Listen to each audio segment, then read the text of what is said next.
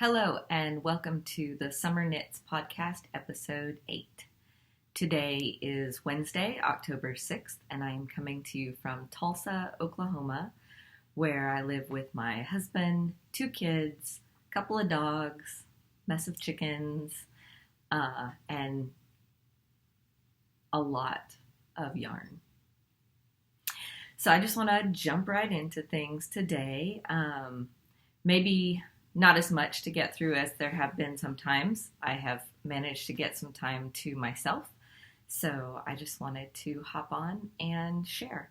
I have finished a object that took me most of the summer because I only knit on it when I needed something that I didn't have to focus on, because the entire body is stockinette in the round. Actually, I converted it to in the round. So this is the Fall in Lace tee, and I will put the information up. And I did it in Knit Picks Shine Sport in the color Reef. And you start with ribbing along the bottom. If you do it flat, you actually leave the ribbing unattached. But if you do it in the round, you can just go ahead and start your ribbing in the round. And then the whole body is stockinette in the round. So it's just miles and miles and miles of stockinette stitch. So I just kept it in my backpack and worked on it when I needed something just to keep my hands busy, but that didn't require my focus. And I didn't really have to start focusing on it until after I split for the sleeves. As you can see, the sleeves are fairly narrow. So if you want wider sleeves, you need to account for that in after you split for the sleeves, you need to add some extra stockinette, unless you want the lace to end up under your arm. So kind of a rant, but I will tell you the resolution to it. The pattern photo has 2 rows of lace work up near the neckline, so as if this row wasn't here. So all the photos are of that with this fairly narrow band of stockinette above it and the rolled neck. Reading the pattern and following it exactly as written as it is currently published, you will not get that. The lace work starts low, and then there is a wide section of stockinette that's been added above it. However, the pattern photos don't account for that. I contacted the designer and she sent me tester photos that do show this wide band of stockinette at the top, and it really changes the look of the finished shirt. So you end up with this low band of lace and this wide band of stockinette, and that's not the look I wanted. I wanted the look from the pattern photos, and I had only intended to do 2 rows of the heart lace because I had wanted to eliminate the need for a tank top, but not knowing going in that following the pattern would not give me the end result that the pattern photos showed, I didn't know that I needed to alter it in order to get that look. And so I did email the designer and said, and when she told me and showed me the tester photos, I went on to express that I felt like the pattern photos were misleading because the edits to the pattern were made after that sample was created, but a new sample was not made for new photos. So the photos don't show the pattern as written, which I thought was a problem. And I feel like that's very, like there should be something that says that. I feel like it's very misleading, almost like false advertising, because when we buy a pattern, we trust that the photos shown are the pattern we're buying. So, and you can forgive a whole lot more in a free pattern because that's just somebody throwing their intellectual property out there and saying, have at it, I'm sharing.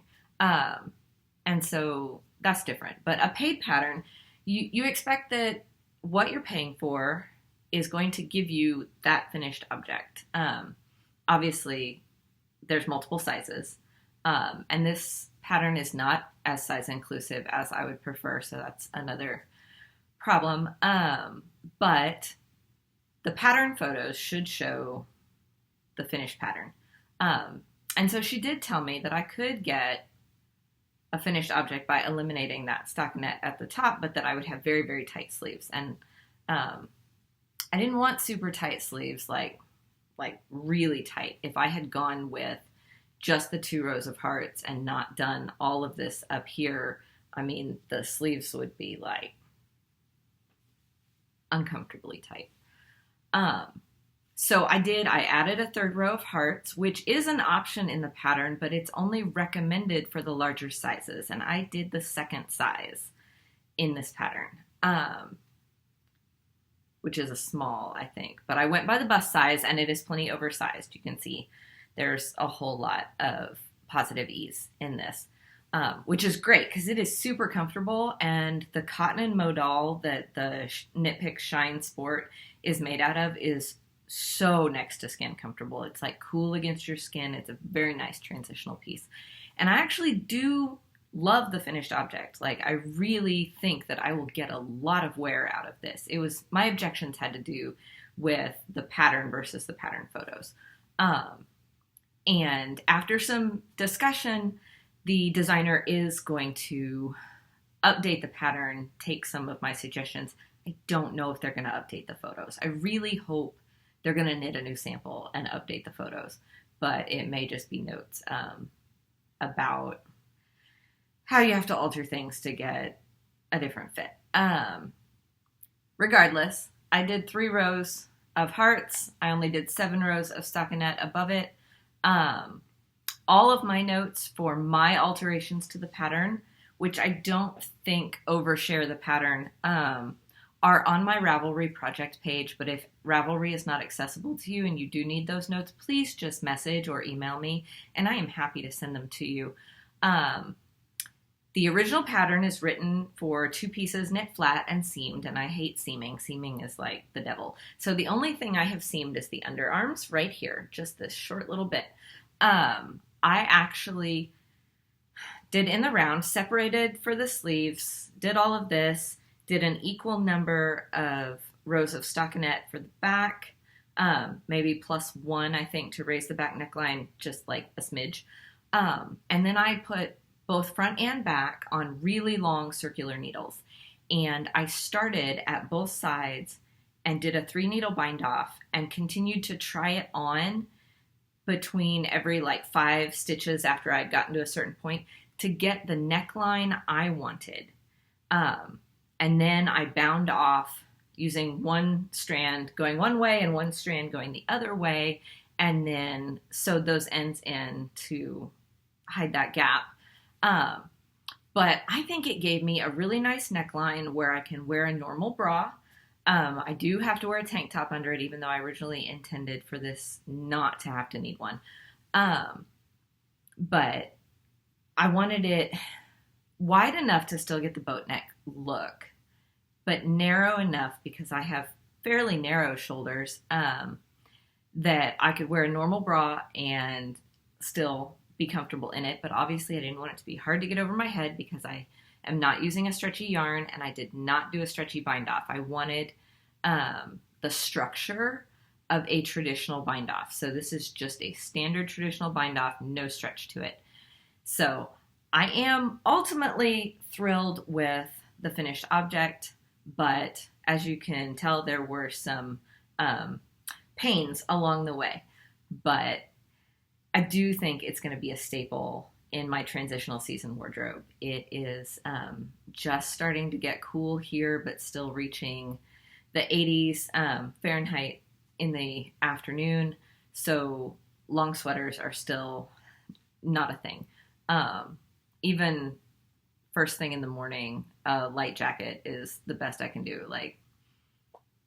I have that cotton cardigan that I finished that I showed you guys, the Easy Eyelet cardigan, and I can get away with it really early in the morning, pre-dawn, or really late in the evening. But for the most part, it's still too warm here. So very nice transitional piece. I do highly recommend the Knit Shine Sport. It's so comfortable.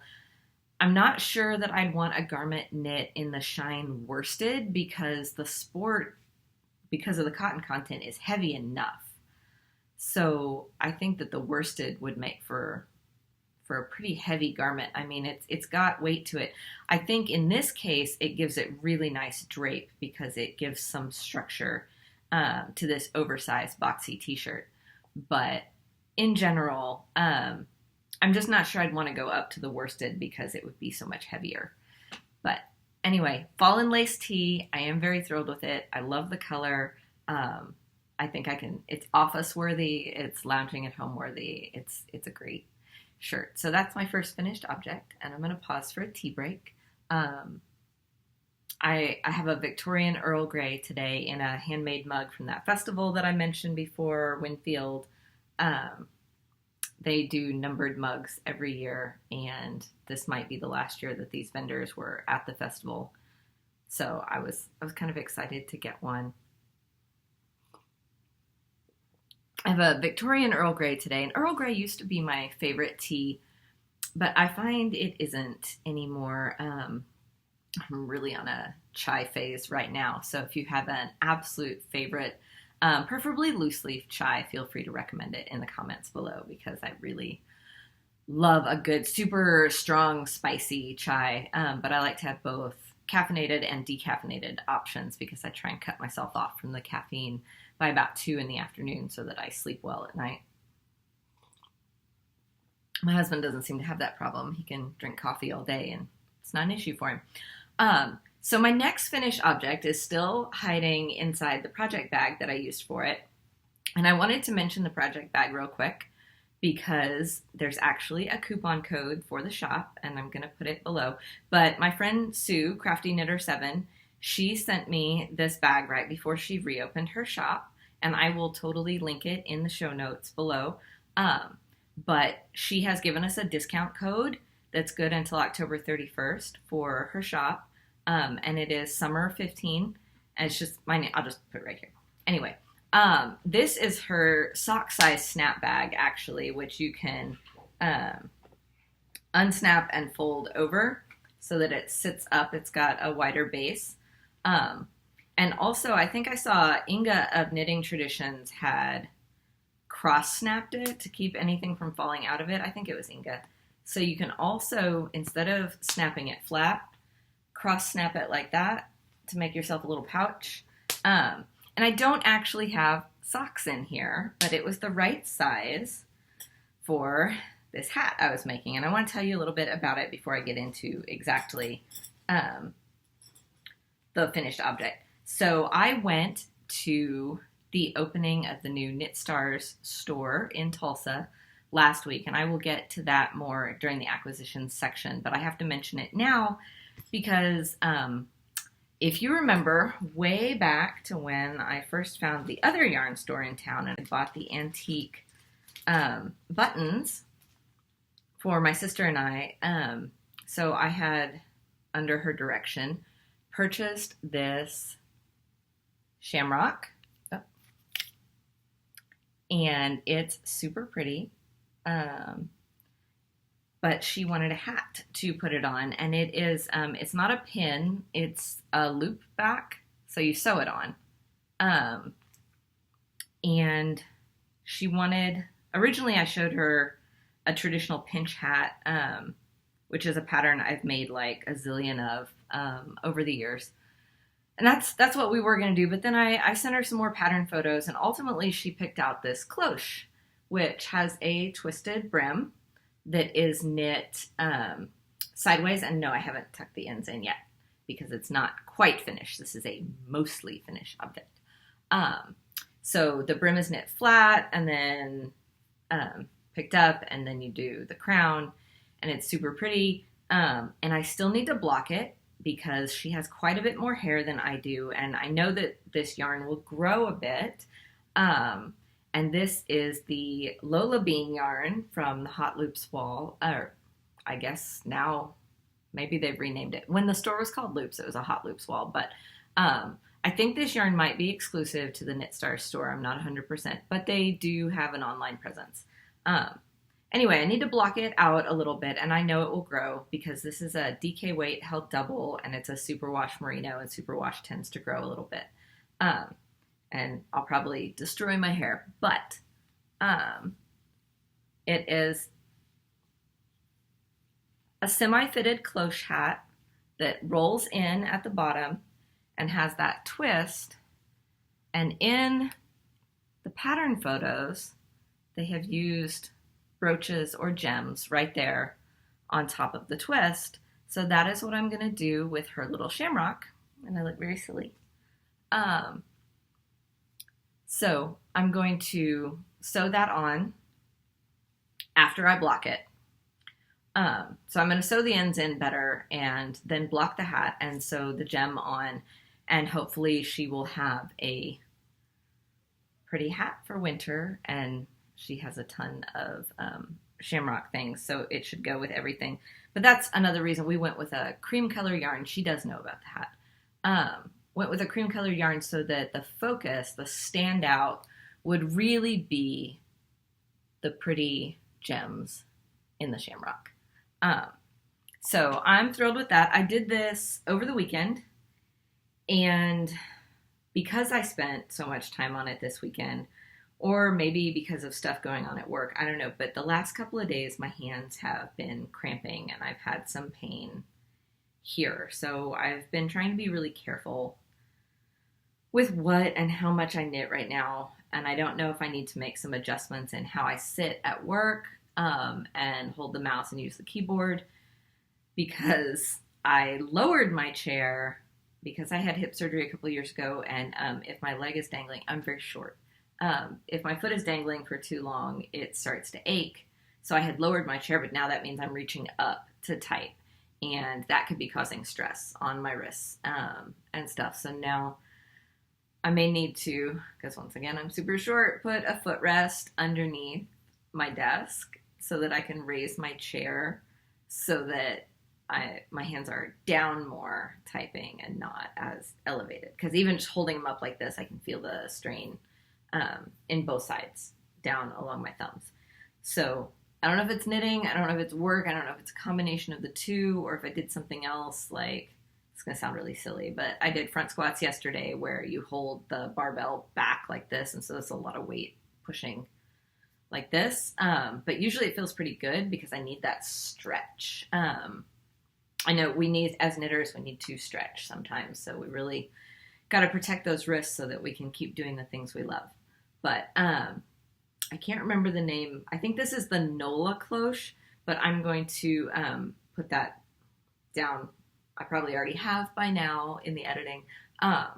Anyway, I super love this hat pattern, and it came out really well, even though I didn't use any of the yarn they called for. There's a bulky version and a worsted version, and I actually did a DK held double, so it's right between the two, and I just did my own math for that, and I think it worked out really well. I was starting to get really worried that I was going to run out of yarn, but I actually had a decent amount left. It's not a lot, and if I rolled it into a ball, it would probably look a whole lot smaller. There's a lot of air in here right now. But because I was pulling from the outside and the inside, and it can make the yarn seem to go really fast, I just, towards the end, had started to get worried that I might run out of yarn. I could have probably added 2 or 3 more rounds of just plain height in the hat itself, but I really do think it's going to grow with blocking, because that's how most superwash yarns behave. So we'll see. If it doesn't end up exactly what she wants, I can knit her another hat. Like I said, it took a weekend, and really it was maybe 24 hours of the weekend, because I spent quite a lot of time tucking in ends on this before I moved on to doing that. So it was a good use of time, and it's really pretty, and it knocked something else off my list. I have not finished her other sock yet, which I know I need to do. Her birthday is this month, but since I got the hat finished, I may save the socks for Christmas, just to spread out the love. So let's see. I think that's it for finished objects, because it hasn't been that long. And my work has just been kind of insane right now, and we're in the middle of fall baseball season, and the kids just both have a whole lot going on. So there have been a lot of nights where I haven't gotten home until late, haven't really gotten to do much of anything. I have not made much progress on my elf mail. I'm sad to say. I mean, some, but not a lot, really. It's still just up at the yoke, and it's really pretty, and I love it. But it is on smaller needles, and when my hands started to hurt, I'll do like 2 rounds of it and set it down, and come back to it later, because I love the way it looks, but the actual construction isn't yet just like super inspiring me. Like, you know how some projects just grab you and you can't set them down, like you just don't want to set them down. You just have to keep going. I haven't found that yet with the elf mail, and I thought I would, just because of how much I love the product we're getting here, but the process itself hasn't captured me. And I think once I get past the yoke and into the body and it's just smooth sailing, I think it will. But I have a feeling I'm going to find the sleeves really tedious. I also, I've gained some weight since I queued up this pattern, and I'm wondering if I should have bought more yarn than I did and gone up another size. But my current plan is to stick with the size I'm knitting, which is the size 2, and then just, if I need to aggressively block it, try that. Or it may just end up being a fairly fitted sweater and not as much positive ease as other things I've been making, and that's okay, because I haven't done a whole lot of fitted sweaters. So we'll see how that one comes out. I do think I'm gonna love the finished look. I do. And I'm not gonna give up on it, and I'm definitely not frogging it, because I definitely am a product knitter and I want that sweater. It's just going to take me some time. And I've decided, even though I have the cowl going and everything, and I do want to finish it, to give myself some grace on things that aren't really inspiring me right now, because things have been so busy at work and other stressors outside of that. I should use my downtime for things that are truly bringing me joy, or inspiration, or like really capturing my imagination. And so, in that vein, I did cast on something new. And once again, I have stuffed it into my Sassy Sacks bag. But I went ahead and cast on a Felix. And I know I talked about my plans for the Felix sweater using that Farmer's Market alpaca yarn that I got, and the additional alpaca and the fingering weight that I bought at the Fiber Festival at the end of July. So I have started that, and it's just flying. The needle size is obviously bigger than what I'm working with on my elf mail. And that has helped my hands right now. I think that that's been good, going up in needle size for a bit, just to give my wrists a break. But I started the collar with the dark brown alpaca that I bought and the fingering weight, so held double. And then I switched to that marled alpaca that I have, that is the silver and brown. Let me see if I can untangle enough. So it's a silver and brown, and the brown matches the dark brown that I used in the collar.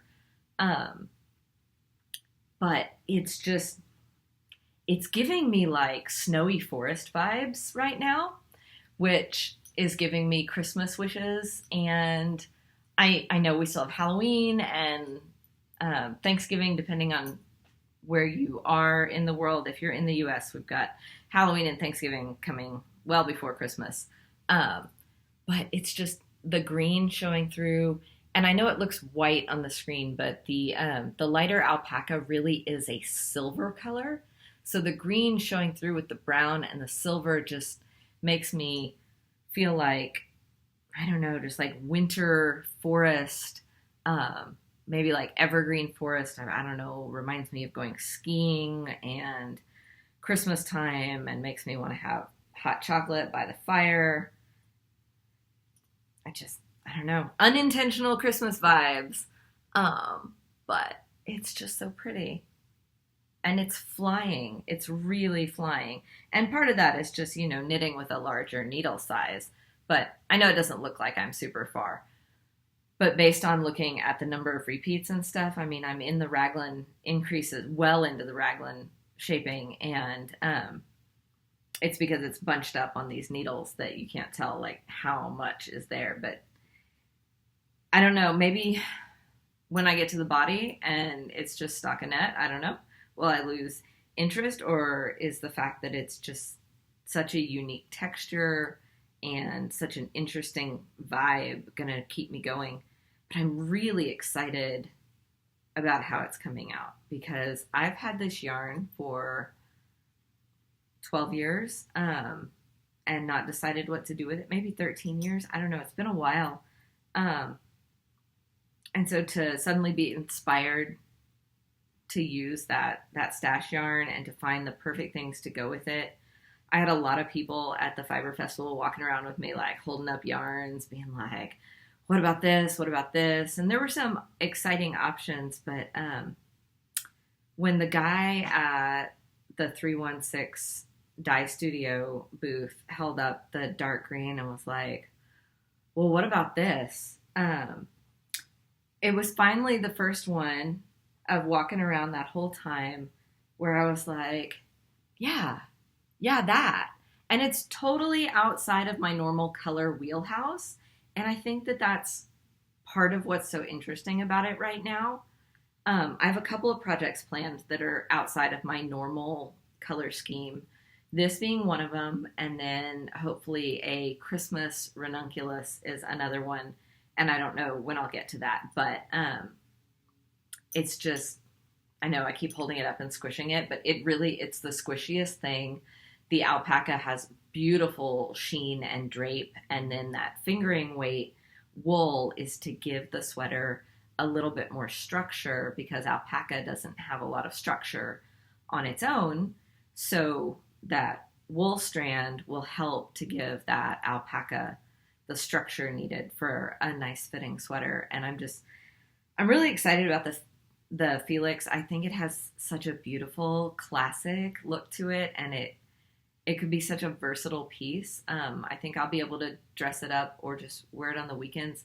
It feels like a sweater you could throw on to go on a hike or a woods walk, or just to like sit outside and have coffee with a friend, which is, in the pandemic, still something we're doing. And we're heading into winter again. And I know a lot of people are going to want to be indoors, but I love the smell of autumn and campfires and the crispness in the air. So I'm kind of excited about bundling up and doing some outdoor things as the weather gets cooler. And so if I'm able to just fly through this sweater and have it, November, December, ideally for me, would be the time to have this loveliness. And I'm thrilled with this one. And it's nice to be so taken with the project, because every once in a while you just have something that it seems to make itself. And I love that. So that is my other work in progress. I know I showed you guys a vanilla sock I started at that music festival on the last podcast, and I haven't done anything with it right now. It's 9-inch circulars, and they're size 1s, because I'm such a loose knitter, and that is just too small and too tight, and I can't hold it right now. And hopefully that gets better, and maybe I should get that book about ergonomic knitting, something, but it'll get better.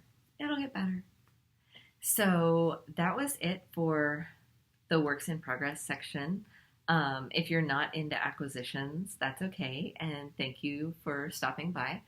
but I do want to share just a couple of acquisitions. I don't have a lot this time, which is good because that shows that I was practicing self-control. I don't always have a lot of self-control when it comes to yarn because it's yarn and I love it. I'm not going to show, I did go to our local,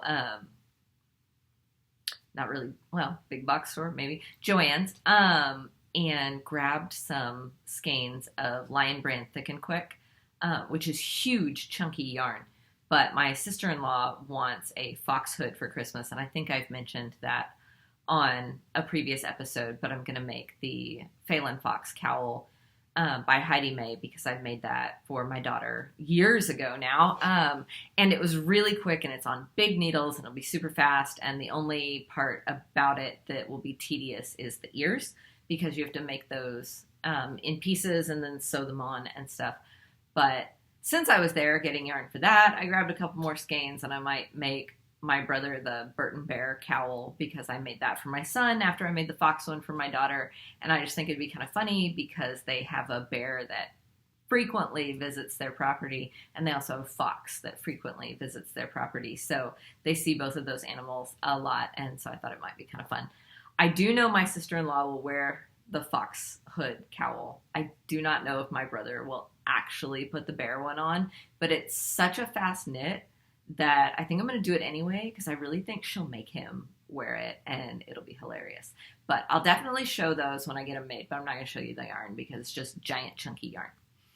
I am, however, going to show you the things I got other than that cream colored Lolabean at the opening of the Knit Stars store. So it's a 6,000 square foot space in an area of Tulsa called Brookside, which is a big walking, shopping, dining area in Midtown Tulsa. Not an area I frequent because of how hard it is to find parking. Like, I really hate driving down there because the streets are very narrow and the parking is not plentiful and the people are plentiful and it's super crowded. So it's not an area I go to hardly ever, but I signed up for a time slot to go visit the new store because of COVID. They were the first 2 days limiting the number of people for each time slot. So you could sign up for an hour time slot what time you got in. So I took my mother and we went to the first available time slot on Friday when they opened and there were a ton of designers there. I got to see, if you're familiar with Gigi Made It from Instagram and a number of other people. And then tons of yarn, mostly high end. So tending towards the more expensive. But the main reason that I went is because I knew, because of the grand opening, that they would stock up on their Spincycle. And I, after watching a number of podcasters who had ordered Spincycle, given their preferences, and then not quite gotten what they'd expected, I was just too gun shy to order it online. And I really wanted to see it in store. And every time I'd gone into their prior location, the name of the store used to be Loops, and now it's Knit Stars. Every time I'd gone into Loops, they hadn't had what I wanted because their Spincycle seems to really focus on earth tones and warmer colors, and they just never seem to have what I wanted. Originally, what I wanted was Neverwary, and they just never had it. They didn't order any. So I went in specifically to look at the Spincycle because as much as I love that Southern Skeins yarn that I said I might make the shifty with, I also adore all the Spincycle versions. I'm still going to use the light silvery gray as my main color, which is going to make it less busy than the ones that are made entirely with the dyed in the wool. But I do think I'm going to use the dyed in the wool as my contrasting colors.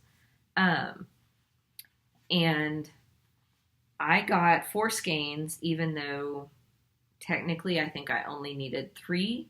But just in case, and in case I change my mind on which size I'm going to make, I went ahead and got 4, and I figure I can change when the transitions happen.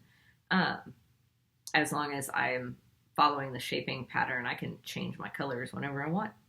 So I got 1 skein of Bruised Ego, which is a dyed in the wool, and it's mostly purples of various shades. There is a little bit of blue in there also. So very much colors in my wheelhouse, but on the darker end. And then also on the darker end is going to be Melancholia. And I went for one that didn't have a lot of other colors in it that really stuck to the turquoise. You can see there's a tiny bit of purple in there, and that's good because I have the purple in the other, and that runs through it a little bit, but not a lot. And I got one that wasn't, there were some that were a whole lot darker than this one. This one has a number of strands of the lighter turquoisey teal running through it. And so I wanted that because my other 2 are both the Saddest Place. And you can see they're quite different, even though they're the exact same colorway. So this one brings in more of that purple so that we can really tie in those purples. And it has a bit of the light turquoise. So you can see how it goes well with these others. And then my other skein gets even lighter than that one, pulling in some of those paler lavenders, and the grays and the light turquoises. So it'll be a progression, and it'll probably, I don't know. I haven't decided because the purple and the turquoise are both in this. So we'll just see. I'm going to swatch it up, see how I like it. But this is my Spincycle haul. I've been wanting Spincycle for a long time, but just was too gun shy to pay this much for a yarn and get it and not absolutely 100% love it. Like, just the price of a skein of Spincycle, you should adore what you get.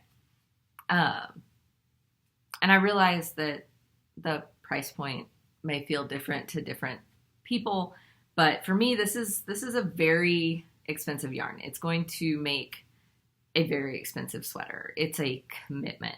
I don't want to just buy Spincycle and just let it chill in my stash, like, and do nothing. Like, it needs a purpose, but it also needs to be exactly right. For this price point, it needs to be perfect.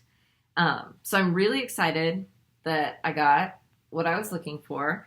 And I think the light silver gray as my main color will really, will make it not too dark for me, because these are dark colorways for me, but they're still in the color families that I prefer. And so very much in love. They're very smooshy. I'm going to put them back in their little Knit Stars bag.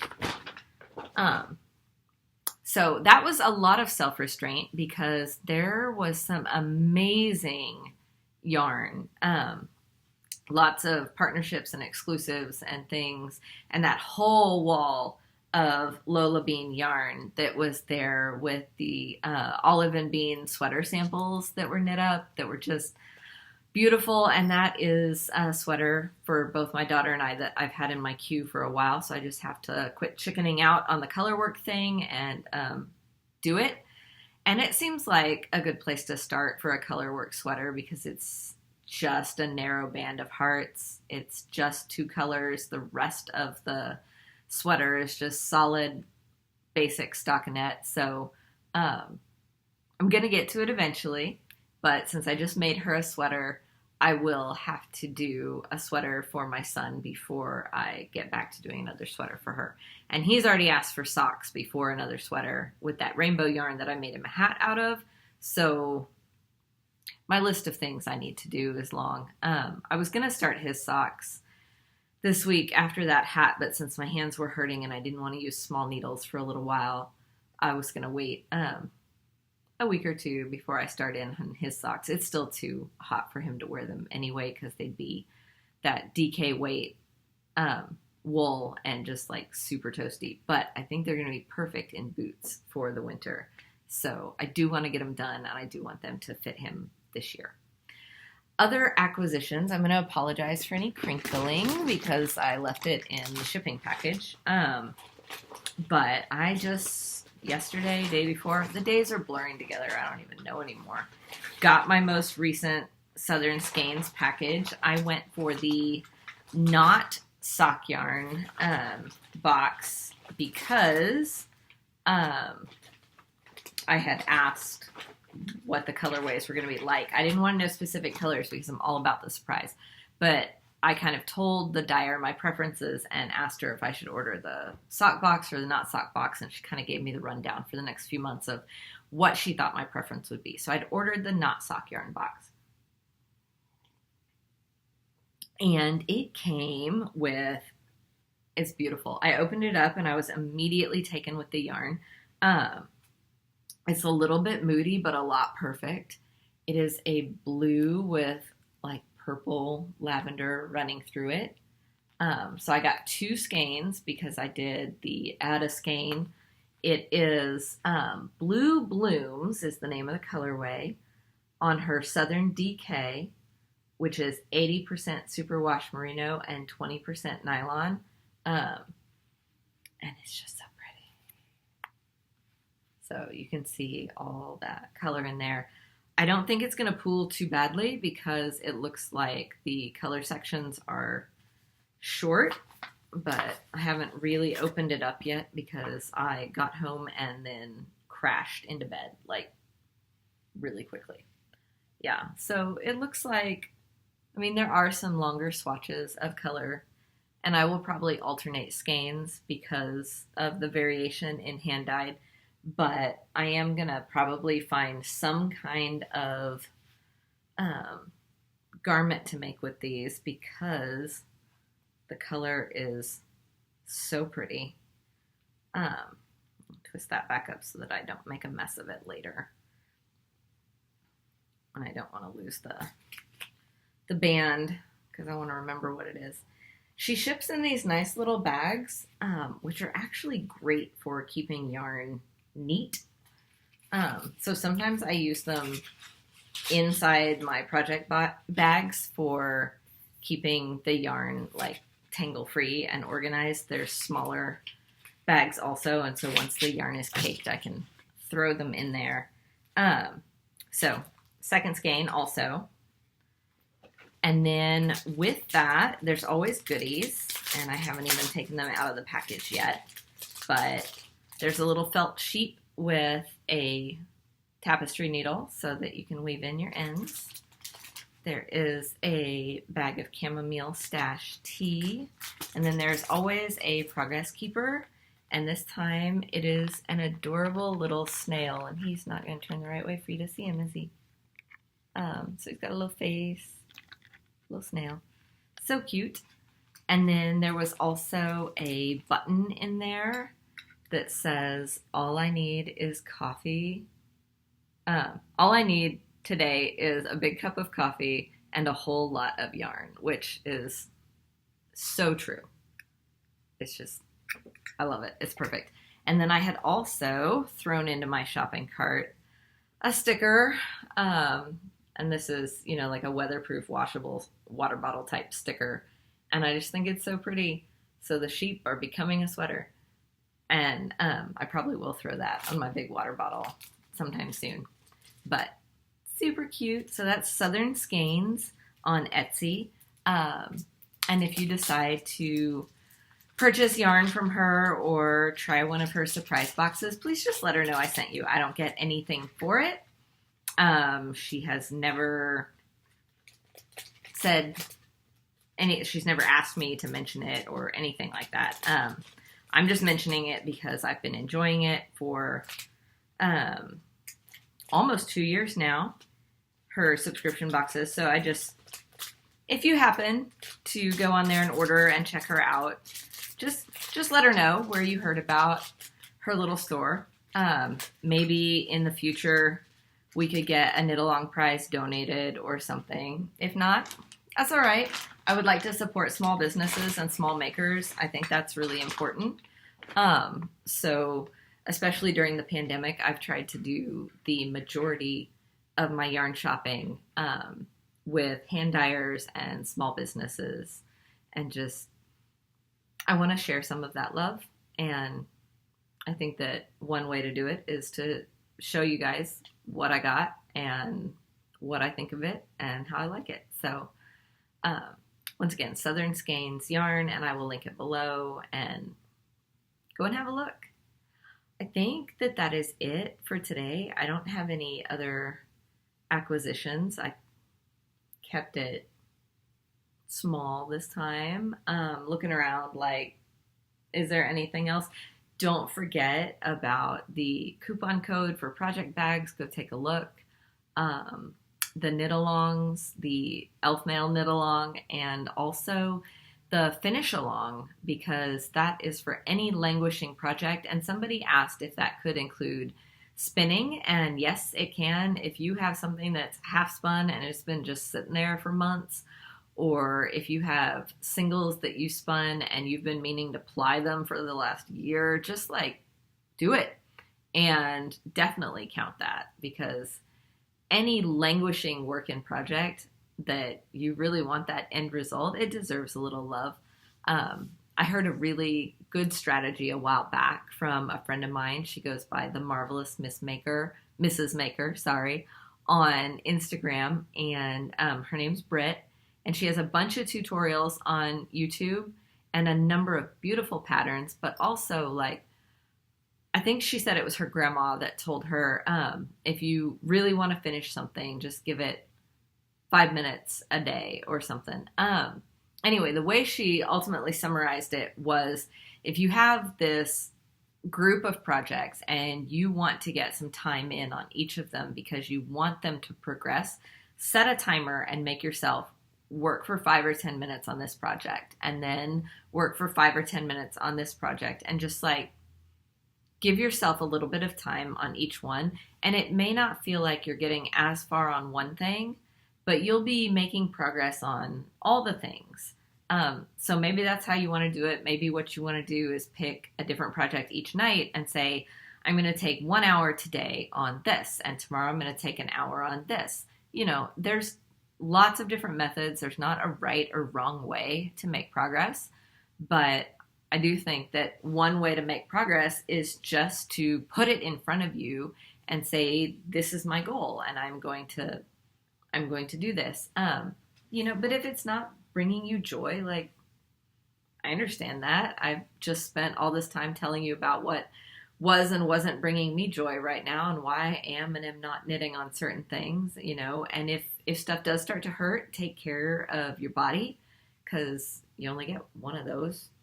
So thank you for joining me today. That's really all I had to talk about. There are a bunch of other knit-alongs going on, and if you join one, just tell me about it in the comments below. I'd love to hear what you're doing. I did go online and sign up for the pigskin party, if you've ever heard of that. After watching This Nanny Knits and Fiberbound and them both talking about it so much, I was like, okay, fine. So I'm late to the game, but I went ahead and signed up, and we'll see. I went back through my projects and realized a lot of what I'd been working on the last month I had started prior to their kickoff, so it doesn't count, but I do have some things that do, like the hat and stuff. So I need to go through the score sheet and see what's going on there, but I can link that below. But yeah, just share the knit-along love. I mean, there's tons going on. Tell me what you're doing, what you're joining. Just comment or, message me on Instagram. But I do love to read all of your comments. I started this as a way of engaging with the broader knitting and fiber community. So I am totally open to your messages on Instagram, your comments here on the videos. Feel free to friend me on Ravelry. There is a podcast group. You're welcome to join us for some chatter. Just be part of the conversation, be part of the group, because it can be really hard to feel like you're doing it by yourself. Thank you for coming, and I will see you next time.